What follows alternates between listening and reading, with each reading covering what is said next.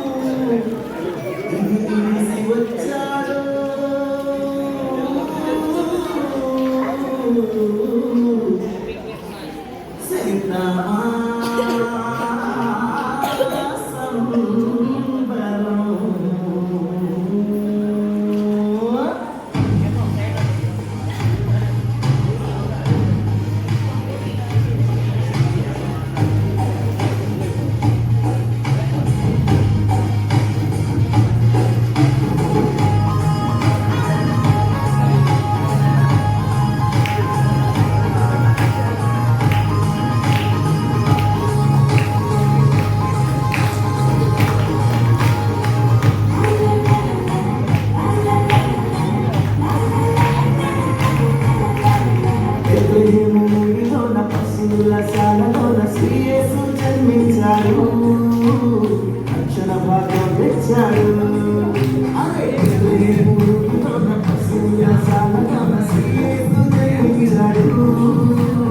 రక్షణ భాగ్యం తెచ్చాడు